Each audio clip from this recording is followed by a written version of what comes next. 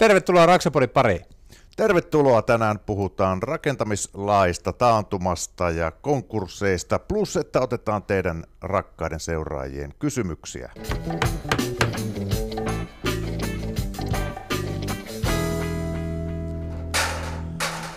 Raksapodi. No niin, täällä sitä ollaan pitkän tauon jälkeen Raksapodi-studiolla. Ehkä pikkusen liian pitkäksi nyt venähti tämä meidän paussi, mutta siihen on tietysti hyviä syitä. Eikö ookin? Vai hyviä tekosyitä. Niin. Mutta pääasia, että päästiin nyt tänne studioon. Kyllä, ja jotta tämä Raksapodi ylipäätään on mahdollista tehdä, niin sehän tarkoittaa, että me tarvitaan yhteistyökumppaneita, ja sitten kun meillä on yhteistyökumppaneita, meidän Raksapodi-podcasti pysyy maksumuurin paremmalla puolella, ja sehän tarkoittaa sitä, että silloin se on teille ilmasta kuunnella. Te voitte kuunnella sitä ihan miltä alustolta haluatte ja katsoa sitä YouTubesta aivan ilmaiseksi, ja siksipä meillä tässä jaksossa on yhteistyökumppanina Stark. Ja arvoisat kuuntelijat, Starkkihan on pitkän historian omaava puu- ja rautakauppaketju, 27 myymälää ympäri Suomea ja ulottuu 150 vuoden päähän taakse historia Starkista, ja sieltä löytyy palvelut ammattilaisille ja kuluttajille, myös mulle ja Mikolle. Ja minä ainakin olen henkilökohtaisesti kova Starkin käyttäjä. Mites sinä? Niin on minäkin, ja yksi mun mielestä parhaita puolia siitä, että se on yksi näistä harvoista suomalaisista rautakaupoista, kun firmalla tekee yhteen paikkaan tilin, niin sitten se toimii koko Suomessa. Ja mun tarvitsee erikseen, jos mä menen pohjoiseen, niin mä marssin Starkkiin, niin mulla on tili siellä olemassa. Just. Ja ennen kaikkea itseä on se, että kun yrittäjänä tekee paljon remppoja, tarvit hyvän myyjän, ja sitten kun sulla on hyvä oma myyjä, niin se on ensiarvoisen tärkeää, että homma toimii, koska silloin sulla on välitön keskusteluyhteys koko ajan sun myyjään, ja homma toimii sillä tavalla saumattomasti. Ainakin omat kokemukset on helkkari hyviä. Soitto, ja sieltä sitten koitetaan auttaa sua saamaan se sun projekti mahdollisimman hyvin toteutettua. Oli kyse sitten kuljetuksista tai materiaaleista ja siitä, että miten saa ikään kuin logistiikan toimii työmaalla. Ja hinnat. Kyllä se vaan näkyy sitten, kun on se tuttu myyjä, kenen kanssa aina toimii, niin myös se luottamus sen puolesta, että ne on sitten suoraan hinnoiteltu oikein. Että.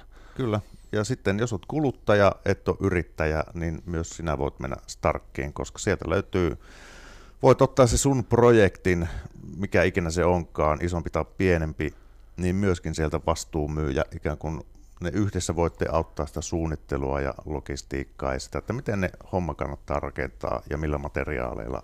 Ja ei muuta kuin kipin kapin Starkki. Juuri näin. Ja sitten nyt päästään sitten itse esittelyvaiheeseen pitkästä aikaa, ja täällä mun kanssa studiossa on Jarkko Nyman. Tervetuloa. Ja sitten kun sut tunnetaan myös postimies Patena, ja meidän alun perin piti nauhoittaa ennen vuodenvaihetta jouluna sitten tämä aloitusjakso, niin nyt meillä on sitten Nymanille tästä joululahja. Ole hyvä, että pääset sen avaamaan tässä sitten. Nyman tontulle, ei jumalauta. Tän kun olisi tiennyt, niin oho. No niin, ja sitten kerropas, mitä sieltä. Täältähän löytyi likaiset kädet, puhtaat rahat, hieno teepaita. Tämähän on meidän Raksapodin virallinen slogani. Likaiset kädet, puhtaat rahat, mikä tarkoittaa sitä, että me tehdään suoraselkäisesti hommia ja eikä tehdä pimmeitä töitä, vaikka niitä välillä pyydetään. Ja mikä sitten toinen on? Tästä en tiedä, en uskalla avata. Toivottavasti ei mitään noloa. Oi jumalauta, Essu. Tällä kuule saa mikroaterian lämmitettyä sillä tavalla, että ei roisku rinnuksille. Onpa hieno, kiitos.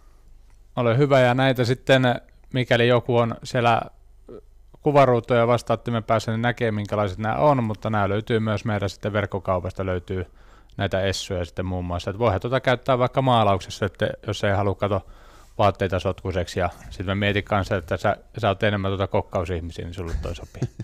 Kyllä. Joo, hienoja. Kiitos. Hei, käykää ostelemaan näitä.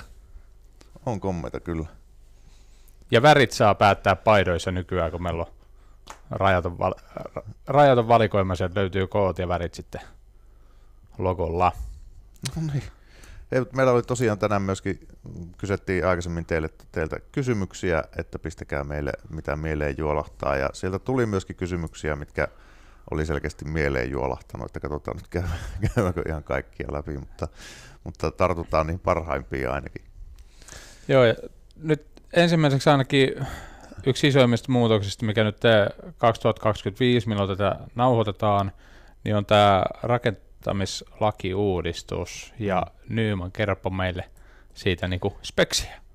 No siis maankäyttö- ja rakentamislakihan se taisi olla ihan virallisesti, miten se uudistui. Ja meillä oli Raksapodissa edellisellä kaudella jakso, siellä oli asiantuntija, joka oli ollut mukana sitä valmistelussa myöskin ja osasi kertoa sitä, että mitä kaikkia sieltä muutoksia tulee, että kannattaa käydä kuuntelemaan vaikka sieltä vähän pohjatietoa. Ehkä nyt ensimmäisenä, mitä nyt on kaikille kansalle siitä helposti irrotettu kerrottavaksi, on tietysti se, että nyt voi sinne omalle tontille rakentaa se alle 34-sen piharakennuksen, ei asuttavan, mutta ei vakituisesti asuttava. Ei vakituisesti asuttava, eli tarkoittaa sitä, että hellaa sinne ei saa vissiin laittaa.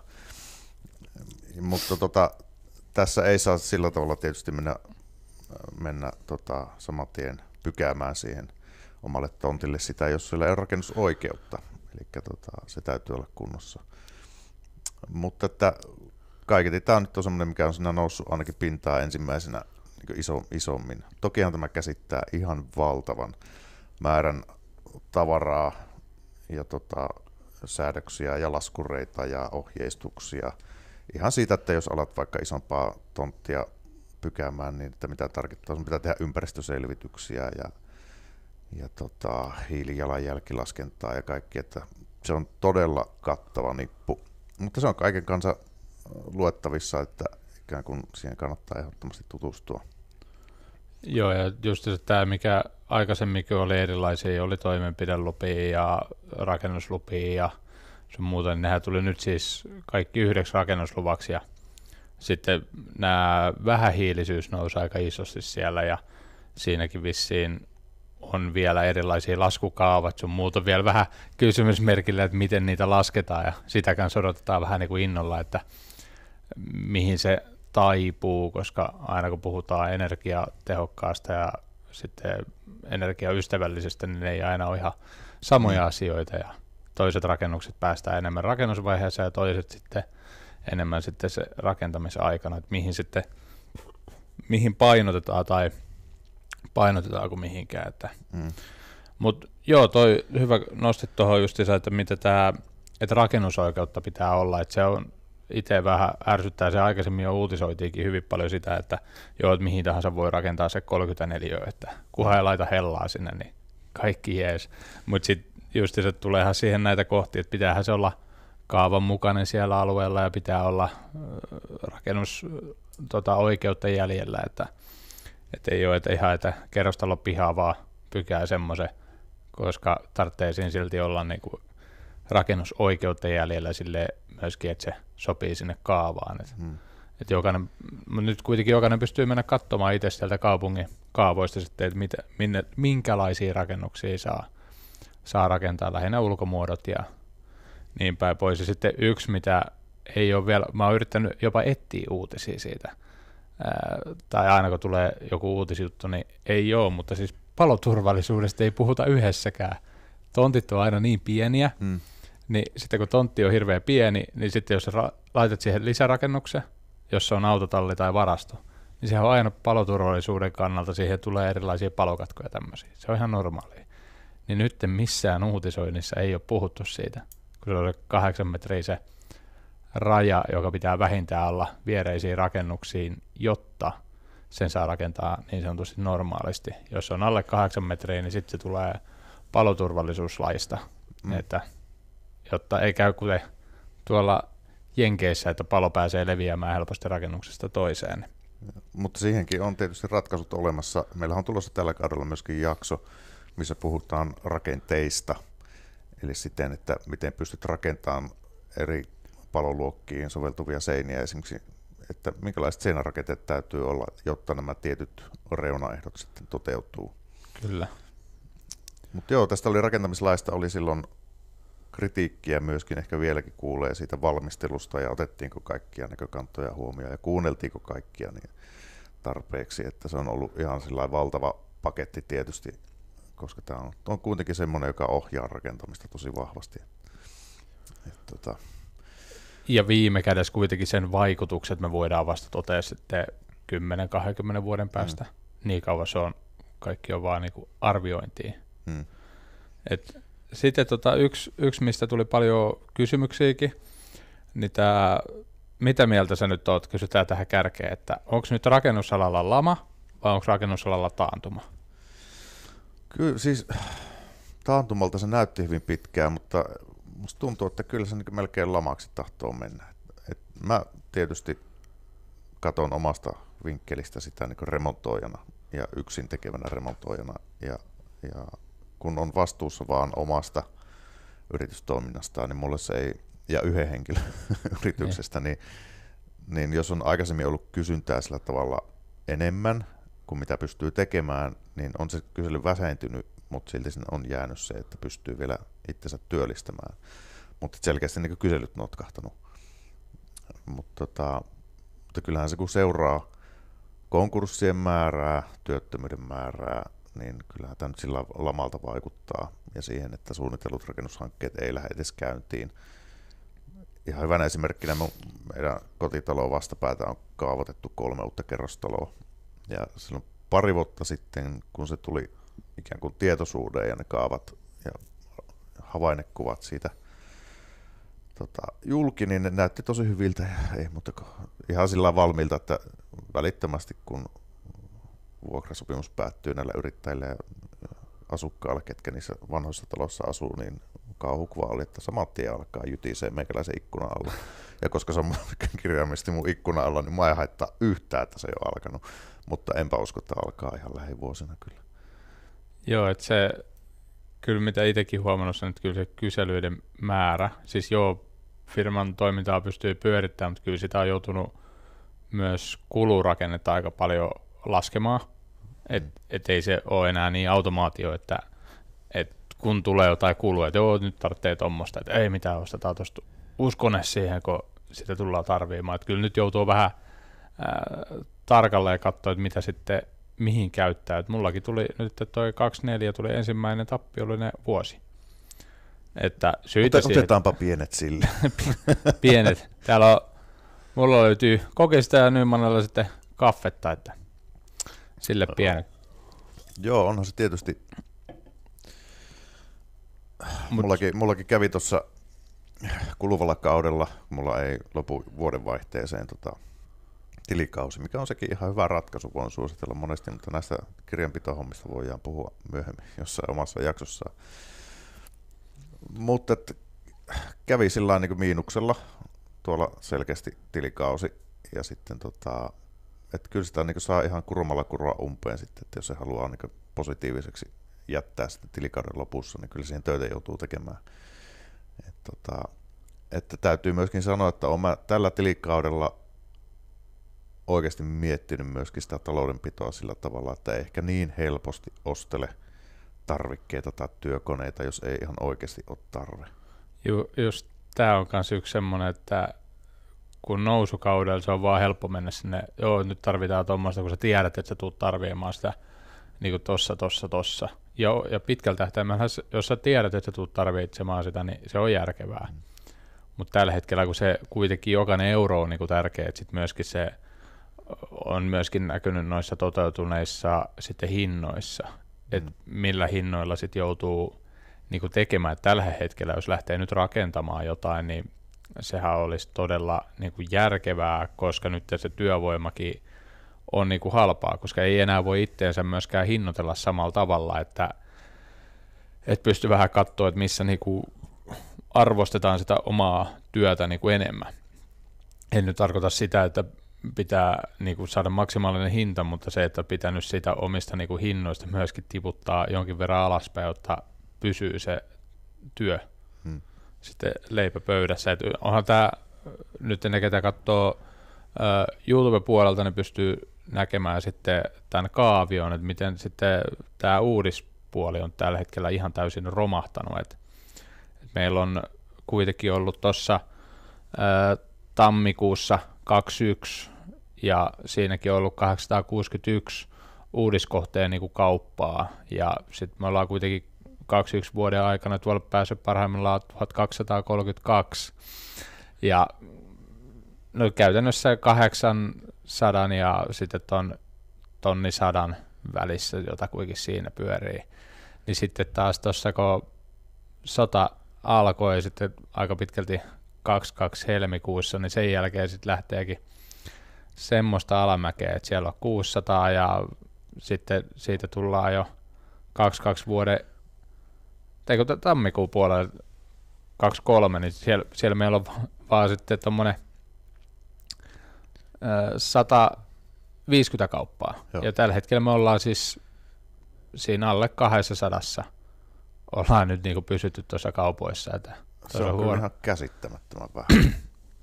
Niin se on niin kuin yksi neljäsosa. Niin on se sanotaan, että mä oon yllättynyt siitä, että kuinka loppujen lopuksi vähän se on näkynyt sitten Suomen näissä työttömyystilastoissa, mutta ehkä se kertoo myöskin sen, että kuinka paljon myöskin Suomessa tehdään niin kuin, tämmöistä lähetystyötä, että tullaan muualta tänne tekemään sitä töitä. Lähetystyötä. Siis niin kuin, kyllä, että ulkomaalaista työvoimaa myöskin rakennusalalla on paljon, mutta silti kuinka paljon se on näkynyt sitten suomalaisissa työvoimassa niin kuin työttömien määrässä ja konkursseissa. Joo, niitä oli, katsottiin tuossa jotain tilastoa, niin kokonaiskonkurssithan oli jotain 3500 luokkaa, vähän vajaa vuositasolla viime vuonna. Ja niin jos ajattelee, tokihan sinne, eihän konkurssi aina ole paha juttu tietysti jollekin asiaan, se voi olla tavallaan semmoinen, mikä kuuluu suomalaiseen perinteeseen mielentilaan on ehkä se, että ja miten Suomessa ajatellaan, että se konkurssi on aina huono juttu, jos nyt puhutaan vaan yleisellä tasolla niin konkurssista. Tokihan sinne varmaan mahtuu semmoisia ihan normikeissejä, että sitten jos joku ei toiminut, niin sitten meni konkurssiin ja sitten katsotaan jotain uutta. Että lähtökohtaisesti konkurssi ei ole aina huono juttu. Mutta se on liiketoimintaan kuuluu niin. Se konkurssi. Se on yleensä miten suurimmat yritykset päättyy. Niin, tai ehkä pitäisi mennä konkurssiin eikä vaan nitkutella ja sitten niin aloittaa vähän uusia. ja se ei ole sillä tavalla niin häppeä. Mutta tietysti tämä yleinen suhdanne sitten vie mukanaan monesti alan toimijoita, että sitten jos pienellä yrityksellä on vaikka velkasaatavia joltain isommalta, kenelle on tehty alihankintana, ja se ei tarvitse olla iso se summa, se voi olla vaikka joku 20 tonnia, niin pienen yrityksen se vie konkurssiin. Se on semmoinen ikävää syy-seuraussuhdetta sitten, että sitten kun sieltä iso toimija kalahtaa, oli se sitten talonvalmistaja tai isompi gründeriliike, niin sitten se vie mukanaan niitä pieniä tekijöitä sitten konkurssiin.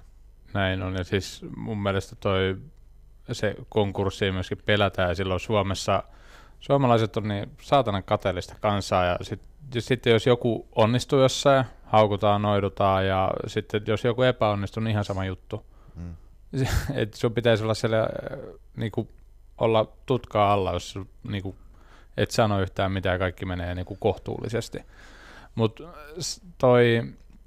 mulla otti tässä ihan vuodenvaihteen paikkeilla yksi tämmöinen pienyrittäjä, tai ainakin se on suht uusi yritys, ja silloin, en nyt viitti sanoa, että minkä verran työvoimaa se varmaan muuten voisi tuosta löytyykin, mutta se, että suhteellisen pieni yritys kuitenkin. Niin sitten kyseli multa, että silloin oli joku 70 000 euroa saatavia sitten joltain niin kuin toiselta yritykseltä. Ja että miten hän voisi tehdä sen asian suhteen. Ja sitten mä katsoin nopeasti sen taloustietoa, niin mun vastaus oli, niin kuin mä tiesin, että se ei varmasti halua sitä kuulla ja ei sen jälkeen välttämättä ota mitään yhtä, mä sanoin, että vedä konkurssiin. Et niin kuin, jos sulla on pieni yritys ja sitten sulla tulee 70 tonnia niin turskaa, niin ei se, sitten mietitään, että hyvänä vuotena, kuinka paljon sä voit saada pienyrityksellä voittoa. Ja jos sulla on siellä pohjassa sitten valmiina tuommoinen niin iso tappio, niin se tappiokin pitää olla ja paikata, ja sitten jos sulla on 70 tonnia siellä vaikka, tai sanotaan, että siitä osa pystyisi vaikka maksamaan, ja sulle jäisi vaikka 50 tonnia lainaa siihen 4 pinnan korolla, tai 5 pinnan korolla, tai niin halpaa ei kyllä yritykset saa, kun se on tällä hetkellä niin kuin taloissa, mutta tulisi isolla korolla, niin sitten sanotaan, että jos parin vuoden päästä piristyy, niin saako sitä maksettua takaisin, niin ei, kyllä se kuuluu liiketoimintaan, ja sen takia on vakuutuksia, ja se valitettavasti, kun jossain joku isompi kaatuu, niin siinä tulee ketjureaktio muita. Et pikemminkin pitäisi nostaa niinku hattua heille, ketkä uskaltaa sitten niinku viedä sitten konkurssiin. Kun se on taas, ei sitä ketään hyödy, jos sitä lähdetään niinku rämpimään ja yrittämään niinku pelastautua siinä vaiheessa sitä uppoavaa venettä niinku monta vuotta. Niin, se on yrittäjän riskiä, ja tästä tietysti se riski sitten jalkautuu niin tuolla tavalla, mutta myöskin se, jos ajattelee ylipäätään yrittämistä ja siihen kannustamista, niin yrittäjyyteen kuuluu riski, mutta sitten kun sä oot valmis sen riskin kantamaan ja riskin ottamaan, niin kyllä sitä pitäisi myöskin palkita, ja siksi yritystoiminnan pitäisi olla sillä tavalla semmoista, että siinä on mahdollisuus myöskin siihen palkintoon. Niin. Laaja filosofinen asia nyt, jos lähdetään keskustelemaan, mutta näin minä yrittäjyyttä ajattelen.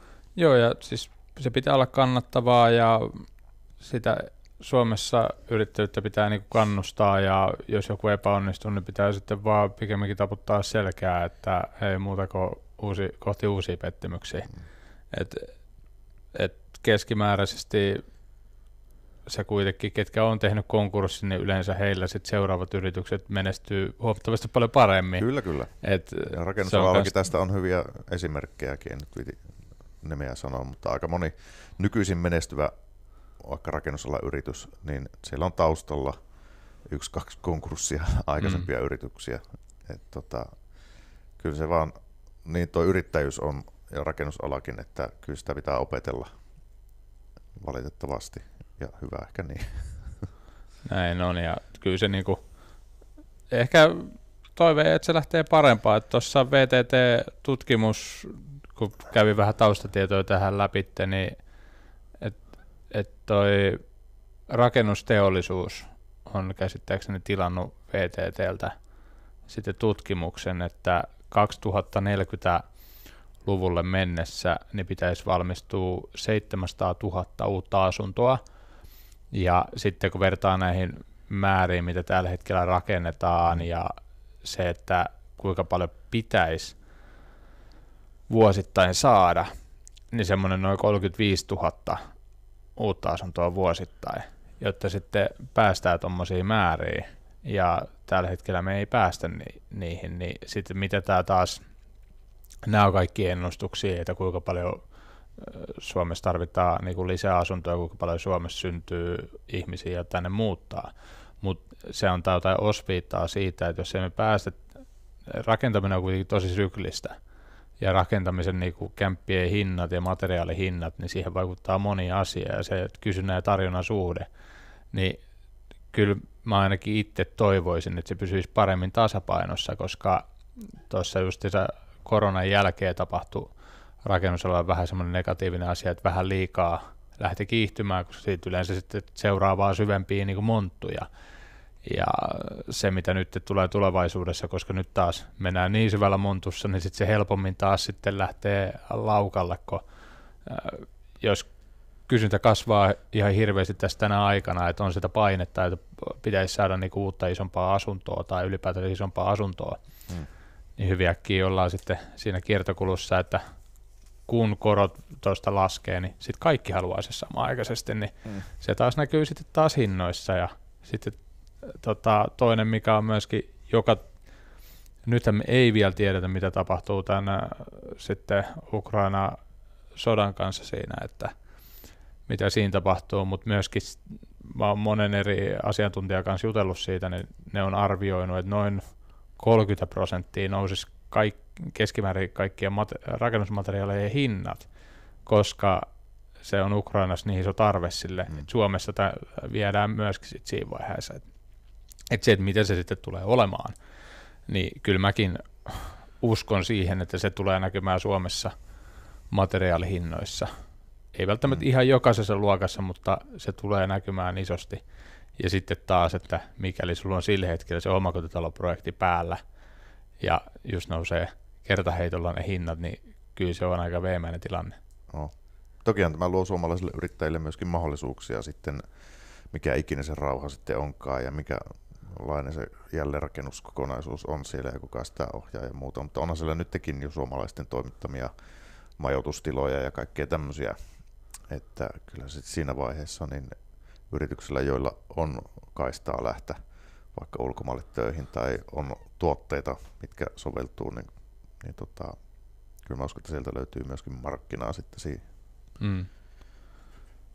Joo, ja sitten kun nämä saatiin karkeasti käsiteltyä nämä yleiset aiheet, ennen kuin mennään tuohon sitten Instagram-kyselyihin ja niin päin pois, niin otetaan tähän väliin pikku yhteistyökumppanin mainos, eli Nyman, milloin sä oot viimeksi käyttänyt Starkin 247 ja miksi? Käytin ennen marraskuussa itse asiassa viimeksi. Joo, mä kävin hakemaan kipsilevyä ja kertopuuta.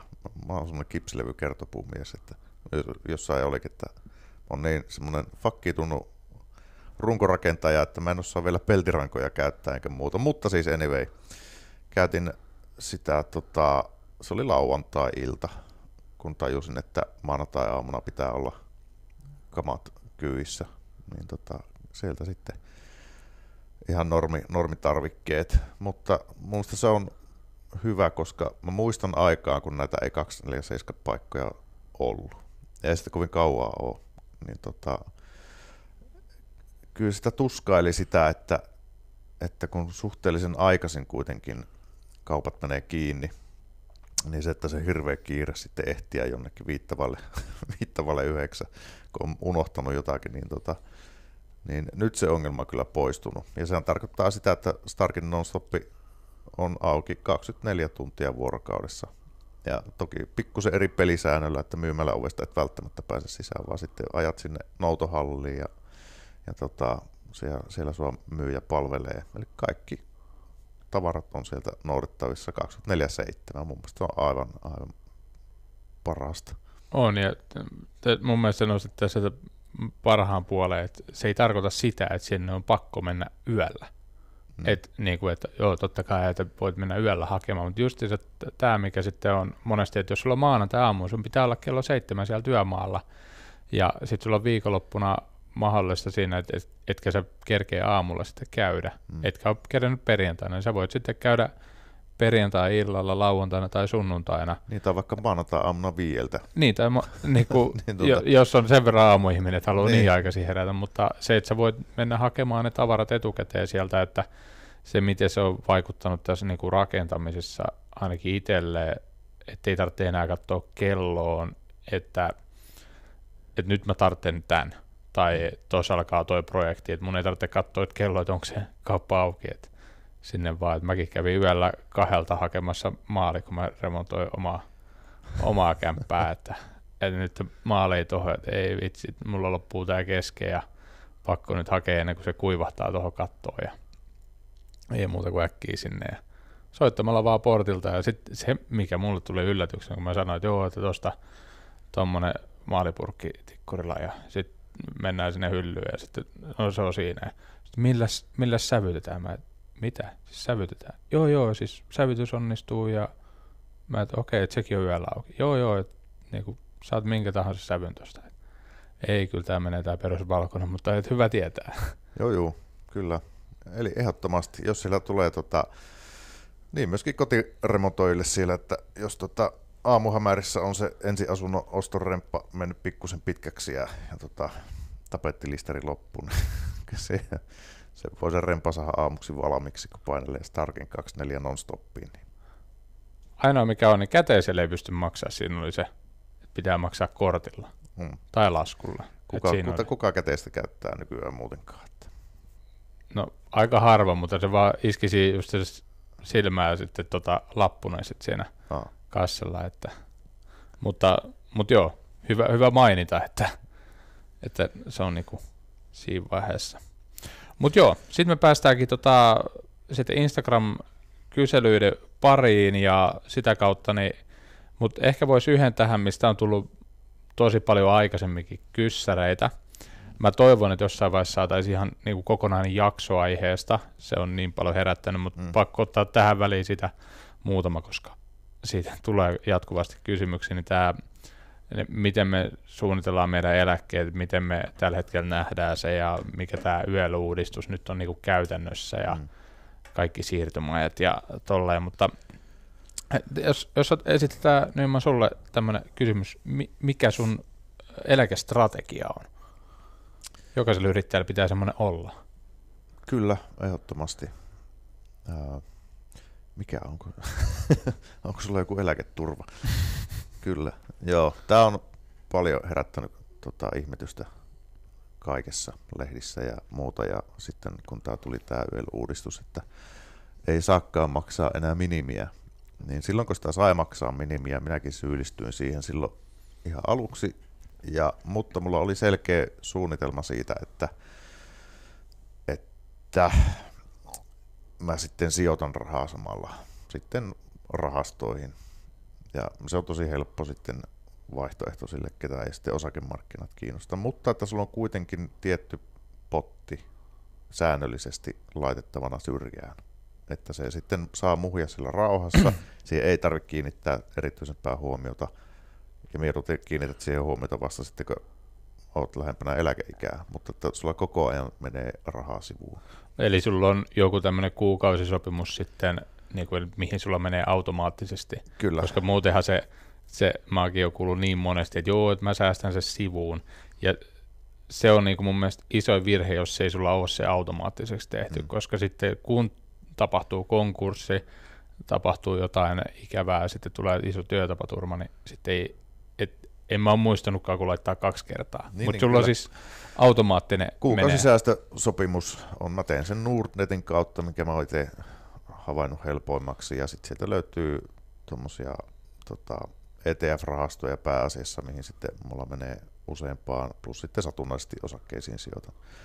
Sitten kun mä sain tehtyä siis nostin sitten myöskin YELiä sitten semmoiselle järkevälle tasolle, mikä mä koin järkeväksi, ja tähän auttoi sitten ihan keskustelu muutaman eri vakuutusmyyjän kanssa, kenen kanssa sai sitten puhumalla semmoisen välittömän ikään kuin keskustelu aikaiseksi ja puhuttiin summista, ja silloin päädyttiin semmoisenkin summaan, että 32 500 taisi olla semmoinen, että sillä ikään kuin markkamäärällä saat siitä sun eläkkeestä parhaan hyödyn.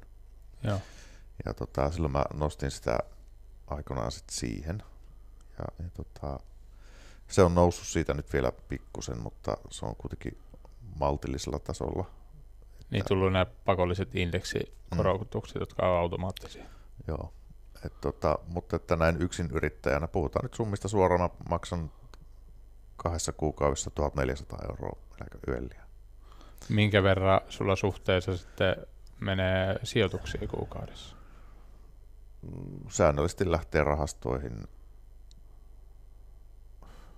Hyvä kysymys. Useampi 100 kuussa lähtee kuitenkin säännöllisesti. Joo. Menee. Mulla taas itsellä niinpä, että no ensinnäkin pakko sanoa tuohon minimimaksuun, että mä oon sanonut sen ennenkin, että tuo YELin minimi, niin se on ollut aina liian pieni. Et mun mielestä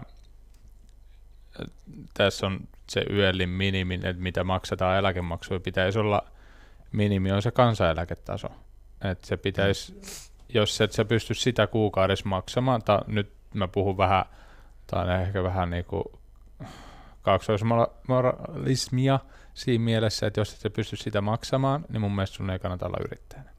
Mutta taas toisaalta, kun yrittäjälle annetaan se mahdollisuus, että hei, maksatko tämän kansaneläketason niin kuin minimi-YELin, vai haluatko maksaa vähemmän ja sijoittaa ne itse tai niin kuin tehdä itse niillä rahoilla, mitä haluat, niin kyllä vaan se valitettavasti mun käsityksen mukaan yli puolet Suomesta niin kuin maksaa yrittäjistä joko tarkoituksella tai sitten pakosta tai sitten myöskin se, että ei ole mahdollisuutta. Että myöskin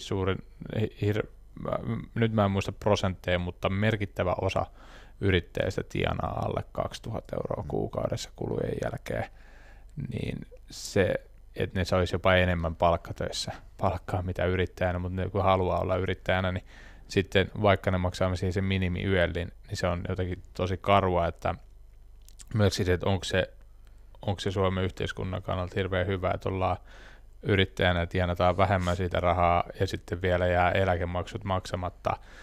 Ja se, mikä kansantalouden kannalta on kaikkein huonoin, se, että kun on maksettu minimiyölliin, niin sitten ei oikeasti se siinä vaiheessa, kun tulee se eläkeikä vastaan, niin saadaan se kansaneläke, niin siinä vaiheessa sä et ole ikin maksanut niin paljon sinne, että sä olisit edes oikeutettu siihen. Plus sitten vielä sulla, kun ei ole mitään säästöjä tai rahastoissa ollut suurella todennäköisyydellä, jos sun palkka on ollut vielä niin kuin normaali palkka töissä käyväkin huonompi, niin sitten myöskin sä tarvitset valtioapua kaikessa muussakin. Niin kyllä se mun mielestä ainut oikea eläkejärjestelmä olisi yrittäjillä se, että se on se niin kuin minimi siitä ylöspäin, niin sitten saa päättää. Ja just se pystyy sitten sen jälkeen laskemaan, että siellä on erilaiset vakuutukset sun muut sitten, mitä kattaa mitäkin, niin se olisi ainut oikea, mutta joo, itsellä maksaa sitä minimiä ja nyt varsinkin niin kuin aion osoittaa mieltäni siihen asti, kun se muutos tulee, että kun tässä on tällä hetkellä, kun se lasketaan sieltä yrityksen liikevaihdon mukaan ja toimialan mukaan. Jos mä vaihdan jäätelöautoyrittäjäksi, sitten se laskisi aika paljon, tai jäätelövalmistusyrittäjä, sehän saa vaan muutettua sieltä. Mutta koska mulla on siellä rakennusala päätoimialana, niin mun pitäisi mukamas maksaa itselle 80 tonnia vuodessa palkkaa.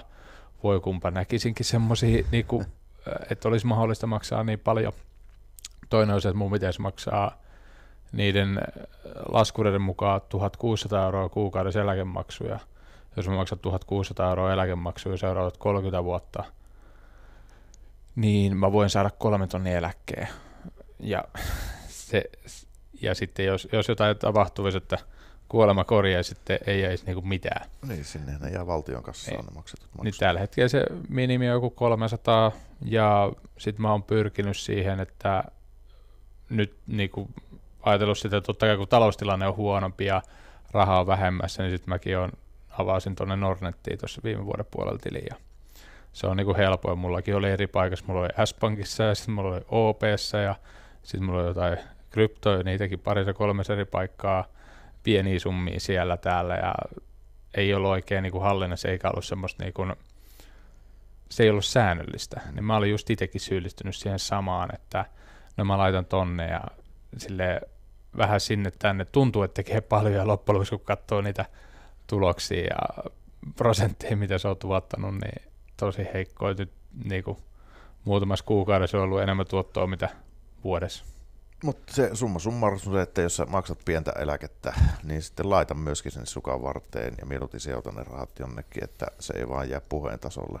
Että tavallaan pystyy sillä niin putsaa, että nyt unohdetaan tämä ja hoidetaan tämä, mutta kyllä se sieltä vastaan tulee. Mutta tämä on iso keskustelu tämä yöllä ja olisi kiva saada joskus eläkeyhtiön edustaja vieraaksi, että voitaisiin kuumottaa sieltä. Hehän ei niitä päätöksiä tee, mutta he varmasti osaa perustella. Niin, ne on varmasti ollut siellä eduskuntaa päin myöskin juttelemassa. Mäkin tein tästä silloin joskus Instagramiin tämmöisen vähän pikkuränttivideo, vähän vitutti. Niin sekin Instagramissa se niin 150 000 ja eri paikoissa varmaan joku 300 000 400 000 sanoi yhteensä se video, niin vuorokauden sisällä mun soitti 2 kansanedustajaa siitä. Joo, kyllä me ollaan tehdä tähän muutosta. Sitten jos olette tekemässä muutosta, niin sitten tehkää siitä niinku kannanottoa, että tässä on mennyt niinku perseelle tämä, että tämä niinku muutetaan. Joo. Mutta ehkä se on sitten tulevien jaksojen aiheita. Sitten päästään tuohon Instagramiin, niin Nyman, let's go. Let's go. Katsotaan, mitä sieltä tuli kysyttävää. Tähän osaa varmaan sanoa mielipide näistä uudemmista ilmanvaihtokoneista, jotka asennetaan seinän läpi. Onko siinä LTO-ilma? Onko mitään? IV-koneet, jotka asentaa seinän läpi. Tarkoitatte, onko tässä siis ilmalämpöpumppu? Siis jos siihen meinataan ilmalämpöpumppuun, niin siis isoin mikä niissä on, että se tiivistys on vähän hankala tehdä niistä. Joo, siis siis ilmanvaihtokoneko siinä on. Niin. Ilmanvaihtokone. Siis eihän se ole ilmanvaihtokone, vaan se on ilmanlämpöpumppu. Mutta siis nyt ollaan sillä... Me ei olla ala-asiantuntijoita niin, mutta eikä siis ymmärretä nyt ollaan siis sillä perusteella, että me ymmärrettiin nyt tämä kysymys sillä, että se on ilmalämpöpumppu. Eli se ei vaihda ilmaa, se vaan siellä menee nesteet pihalle ja pihalta sitten sisään, että se joko viilentää tai lämmittää sitten. Niin. Ja joo, se oikein asennettuna se on uskomattoman hyvä laite, yksi energiatehokkaammista muodoista saada viilennystä asunnon sisään, ei tarvitse eristää IV-putkia ja niin päin pois. Ja sitten lämmitykseen, niin sillä saa myös halvempaa kuin suorasähkö tai öljylämmitys, niin, mutta kaikessa tulee siihen, että se asennetaan oikein. Kyllä, ja kerrostaloissa tietysti täytyy olla huolellinen siitä, että tarvitaan varmaan tarvitaan se taloyhtiön lupa ja sitten, että se liikkuu tietyissä desibelirajoissa ja kondensiveden johtamista täytyy pitää huolta, ja joissain kerrostaloissa ei saa käyttää esimerkiksi viilennykseen, vaan sitä saa käyttää ainoastaan lämmitykseen. Tai itse asiassa kesäisin toisinpäin, että meidän taloyhtiössä saa käyttää kesällä viilennykseen, mutta ei sitten talvella lämmitykseen. Joko lämmityksiä, jos sä käytät siellä, niin sitten sulla ne termostaatit näyttää, että joo, että ei lämmitä, niin sitten tunkee taas naapurikämppiin niin suhteessa enemmän lämpöä. Niin. Mutta en osaa tuosta nyt enempää sanoa, en ole IV-alan asiantuntija. Sitten täältä tulee kyssäreitä nopeasti. Koska rakennusala lähtee nousuun ilman? Veikkaan kahden vuoden päästä. Eli 26 vai 27? Kyllä toivottavasti 26 loppuvuonna. Joo. Mulla kans aikaisintaan 26, mutta kyllä mä enemmän veikkaan sitä 27. Sitten seuraava tästä tulee suoraan, että onko lattialämmitys järkevä asuintalossa? On se, miksei se olisi järkevä asuintalossa. Tietysti tapoja toteuttaa on monia ja vaikuttaa monia asiaa, mutta kyllä mä uskoisin, että lattialämmitys on järkevä. Joo, kyllä on. Tässä on vaan hassu tämä kysymys, oli tämä, että onko lattialämmitys järkevä talossa, niin se kyssäri sen jälkeen autotallissa kyllä on. Eli siis tarkoittaa varmaan sitä, että kaveri tykkää sitten olla siellä autokonepeli alla pläräämässä. Silloinhan se on tosi kiva, jos sä joudut lattialla makoilemaan, niin se on kyllä ihan ykkönen. Sitten huonekohtaiset ilmanvaihtokoneet, siihen nyt en osaa. Niin, mitä sillä tarkoittaa? Eli siis huonekohtainen ilmanvaihtokone siis tarkoittaa varmaan siis ilmanlämpöpumppua per niin, huone. varmaan siis sitä samaa, mutta eihän siinä ole oikein järkeä, että nehän kannattaa isoihin tiloihin laittaa, että vaihtuu sieltä ja pitää vaan ovi auki. Sitten onko sulla monta siellä vielä? Anna tulla sieltä sulla. Joo, eli minkä ikäisenä kannattaa miettiä oman talon rakentamista itse? Jotkut on rakentanut 16-vuotiaana ensimmäisen talonsa, ja sen jälkeen useamman, että se on hirveästi yksilöstä kiinni. Että tietysti se kannattaa silloin, että sulla on jotain kokemusta aiheesta ja kädentaitoja, niin eihän tuohon mitään semmoista varsinaista ikärajaa ole. Kyllä, niin.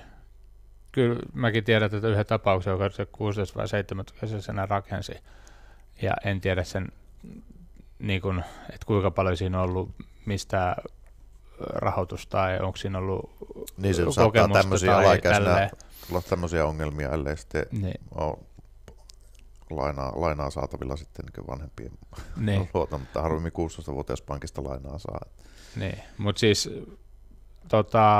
jos pitää jotain ihan sanoa konkreettista, niin joo, täysikäisenä ja silleen, että se olisi niinku kuitenkin omalla vastuulla, että sen saa omiin nimiin, että mä en niinku itse ole halunnut ikin käyttää vanhempien nimeä missään, eikä ne varmaan olisi auttanutkaan. Tai olisi se varmaan vanhempien omakotitalon voinut laittaa pantiksi, mutta mun mielestä. Jos joku menee perseelle, niin mä haluan, että vanhempia kämppä lähtee. Mutta siis joo, sitten se konkreettisesti, että kun sä oot tehnyt niitä kaikkia työvaiheita, ja jos sulla sitten on joku, että sä et ole vaikka itse tehnyt lattiavalua, no sen voi sitten ulkoistaa, mutta lähtökohtaisesti silloin se on enemmän tuottavaa, jos sä oot tehnyt suurimpaa osaa niistä työvaiheista, niin sit sä osaat sen tehdä, että harjoittelee aluksi niin sanotusti pienemmillä kohteilla. Että se ei kerro sitä ikää. Et joku, ketä on ollut 20 vuotta työmailla, niin se ei välttämättä kerro sitä, että se osaisi rakentaa se oma talo itse. Että sitten täällä kysytään oikeaoppiset materiaalit ja oikeaoppiset käyttötavat niin kuin aiheena. Sekin tosi laaja. Toivottavasti siitä päästään tulevaisuudessakin lisää käymään niin kuin eri materiaaleja ja miten niitä käytetään. Niin. Joo, kyllä. Ja onhan meillä tasoitejaksoja ollut tuolla aikaisemminkin, että sille jonkun verran löytyy ja tällä kaudella on tulossa jakso ikään kuin rakenteista, oikeanlaista rakenteista seinissä, lattioissa ja muuta. Kuinka paljon vallitseva suhdanne on vaikuttanut teidän molempien yritystoimintaan? Yritystoimintaa on se... Sitä vähän siis tuossa sivuttiinkin jo alussa, että Joo, kyllä se on vaikuttanut, hiljentynyt ja mulla työntekijämäärä on pienentynyt. Ja liikevaihto suurin piirtein puolittunut tällä hetkellä sitä aikaisemmasta. Sitten, sitten täältä vielä muutama, että tässä on tämä tulevaisuuden näkymys, mitä me tuossa veikattiin jo, ja sitten mikä lämmitysmuoto omakotitalo, jos nyt pitäisi rakentaa, Nyman? Vähän riippuu varmaan minne rakentaa. Kyllä mä laittaisin ehkä maalämpöä. Sama. Maalämpöä ja sitten laittaisin sinne aurinkokeräimet ja aurinkopaneelit. Sitten vielä, tässä on tämä, mitä kouluja käynyt, Nyman.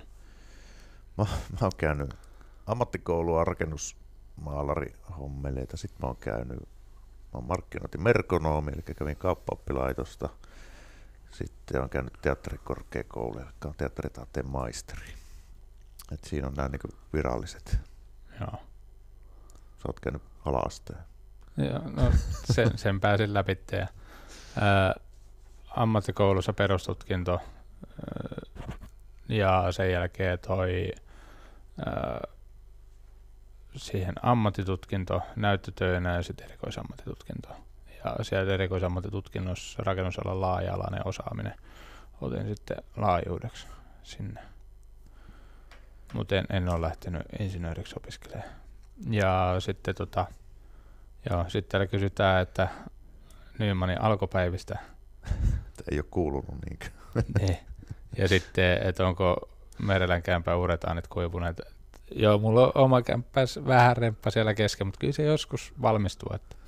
Tämä alkupäivityshän lähti siis 2018 ihan sattumoisin joku perjantai liikkeelle ja se vähän lähti sitten lapasesta muutamaksi vuodeksi, että sitten jos tämä ei perjantaisin ole kuulunut, niin sitten sieltä tulee muikkaria. Tosin nyt en ole viime aikoina muistanutkaan, että jaksanut sitä tehdä, niin mutta ehkäpä sitä taas ryhdistäytyy tässä jossakin. Toivottavasti joku olisi kerännyt ne kaikki sellainen koosteeksi, niin voisi tehdä niistä oman televisio-ohjelman sitten. Onko sulla vielä monta? Mulla on tää yksi paras tuohon loppuun. Täällä oli yksi tämmöinen, että mikä on TUPS-luinkari, mutta mä en tiedä. Mä en ainakaan tiedä, mikä se on. Eikä löytänyt. Liittäisikö se virkkaamiseen? Itse asiassa mä sanon toisen täältä, kun mä itse, no en mä tiedä tajusinko mä vieläkään. MP, valokuitukaivajat. Lähdetään pyyhkimättä työmaalta. Paskaa perseessä. No, MP, no kuulostaa tosi mukava. Tosi hyvä. Siis, joo, varmaan tässä nyt on jollakin ollut huono kokemus valokuitukaivajista. niin. Mutta mulla ei ole siihen mielipiteitä. Kuulostaa tosi hauskalta kavereilta. Niin, tämä on jäänyt välistä, että onko työmaamestarilla oliko ennen työmaamestarilla parempi käytännön kokemus? Oli. Enemmän niin kuin, semmoista käytännön kokemusta oli kuin nykypäivänä. Sitten tämä mun mielestä ihan huippuhyvä kysymys. Pääseekö tulevaisuudessa enää ammattitaidolla tienaamaan vai mennäänkö hinta edellä? Onko niin kuin töitä ammattitaidolla? Ihan varmasti pääsee ammattitaidolla. Se on vaan sitä, että se pitää niin määrätietoisesti tiedostaa myöskin omat taitonsa ja siis on ihan varma, että ammattilaisille riittää kysyntää ja pääsee tienaamaan.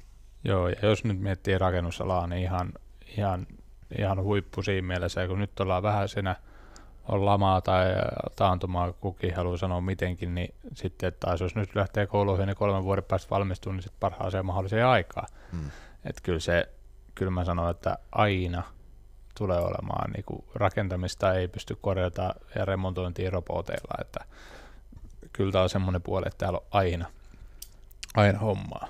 Sitten otetaan tähän muutamia, siis meillä on tulevalla kaudella Airbnbistä puhutaan, myöskin se on näitä toivejaksoja, ja sitten me käydään Saint Gobainin kanssa monta eri aihetta myöskin läpitte. Ja Rakennusliiton kanssa tulee ammattina Raksaa, meillä on luottamusmies tällä kertaa. Kyllä, ja sehän on ollut viime vuosina paljon luottamusmiehet Framilla, kun on ollut paljon lakkoja ja muita, niin siellä luottamusmiehiä on näkynyt korvat puraisena tehtaan porteilla, että päästään kuulemaan, että mistä on kyse. Näin on. Mutta joo, olisiko tässä ensimmäinen jakso nyt paketissa, ja tässä vaiheessa me halutaan kiittää erityisesti Starkia, oli tässä jaksossa mukana, ja se mahdollistaa tosiaan sen, että tämä on maksamuurin paremmalla puolella, tämä podcasti teille kuunneltavissa, ja Starkista nyt on mainitsematta vaikka rentti. Eli kun sä menet hakemaan sieltä materiaalit, niin sä voit saada samalla vaikka työkalut sieltä samasta paikasta samalla kertaa. Niin tästä kannattaa sitten napata myyjä sieltä liikkeestä myymälästä mukaan ja sitten kertoa, että minkälainen projekti menossa, mitä materiaaleja tarvit, ja jos sulla ei ole mitään työkaluja, niin samalla reissulla saat nekin sieltä kyytiin. Ja kuten tässä jakson alussa puhuttiin siitä, että jouduttu mekin vähän miettimään, että mitä kannattaa ostaa ja nimenomaan mitä sitten vuokrata. Aikoina nimenomaan just puhuttiin sitä, että kun miettii, että ihan jokaista asiaa ei tarvitse itse omistaa, niin se on ehdottomasti järkevämpää ne vuokrata. Näin on. Ei mitään, me nähdään ja kuullaan kauden aikana moneen kertaan. Kyllä. Joka tiistai. Ja heti ensi viikolla uusi jakso. Se on moro. Se on moro.